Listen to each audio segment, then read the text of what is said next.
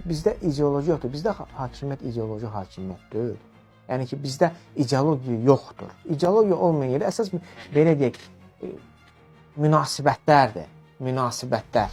O münasibətlərlə sən özünə böyük karyera da qura bilərsən. Və ikinci də ideologiya olmayan yerdə sən istəsən Rusiya yox, Ermənistana da ölkəni sata bilərsən. Buna görə. İkinci də Rusiya yenə gücdür. Yəni bilirsiniz, bunlar yenə, yəni bu adamlar yenə rus dili, düzdür, indi artıq yavaş-yavaş Azərbaycanda ingilis dili, rus dili belə deyək, geriyə çəkir, amma yenə də rus dili, bu adamlar, düzdür, mən də indi rus bölməsini bitirmişəm və s. Amma adam xorvat bölməsini də bitirə bilər. Amma biri var sən milli düşünürsən, biri var sən milli düşünmürsən. Bu adamların çoxsu kosmopolitdir.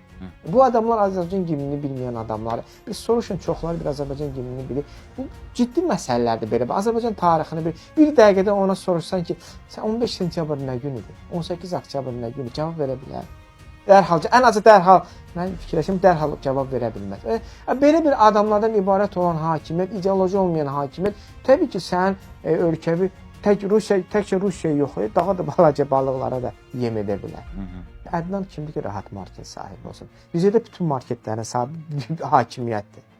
Boş söhbədir. Ədnan orada meneceridir, baş menecer kimi, ona həvalə edilə bilər. İndi də əlindən alınacaq, məsələ də bununla bitəcək. Amma mən üçün biz maraqlıdır, rahat marketin sahibi kimdir, nə bilim, Bazar Store'un sahibi kimdir, İspetrolun sahibi kimdir. Bizim üçün maraqlı ölkədə biznesin monopoliyada olduğu və belə deyək, ideoloji olmayan ölkənin nəinki siyasəti, iqtisadiyyatı da təhlükə altındadır. Yəni, burada hər şey ideolojidən keçir. İdeoloji olmayan ölkədə sən rahat şəkildə diversiya da edə bilərsən, satın da ala bilərsən və terror da edə bilərsən, hər şey edə bilərsən. Saçıxanlar xalqı başlayırlar tərifləməyə ki, xalqdan bəyənməlisən. Amma bizim, mən deyəndə ki, dövlət ideolojisidir. Bilirsiniz, hər dövlət öz xalqına bənzəyir.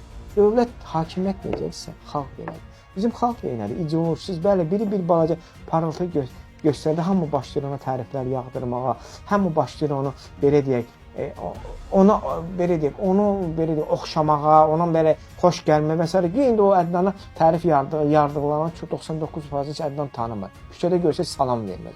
Amma bizdə bu var da, belə bir münasibət, biraz sütunsuzluq var, belə deyim, fundamentimiz yoxdur, bilirsiniz, bu fundamentsizliyi də bizi gətirib, belə rahat şəkildə sağa sola, soldan sağa, başqa bir söhbət də var. Şey olanda danışarız da, yıxılandan sonra niyə danışırıq? Biz o olanda da danışırdıq, yıxılandan sonra deyirik, amma bizdə ümumiyyətlə sual doğurmalıdır. Qardaş, bu adamda biri çıxır ortalıq, başlayırlar tərifləmək. Biri bir dənə tələbəyə kömək elədi, başlayırlar onu tərifləmək. Amma ortaya soruyor, qardaş, bu pulu hardan yığır? Bəli, elədir, qazanırlar. Çünki kanala girib də, belə deyək, bliже k telu, yəni bədənə yaxın girməyə müvəffəq olub, amma sonra da cayıb, çaşıb. Ona görə də indi cəzalandırılır. Belə, qısa, konkret, yəni. Bunun başqa izahı yoxdur. Dövlət vermişdir, o imkanlarını dövlət yaratmış. Adil, bu adam dövlətin tapşırılmışdır ki, sən Azərbaycanın təbliğatı ilə məşğul ol. Amma artıq müqəddəsə girdi də, neftə əl uzatdı.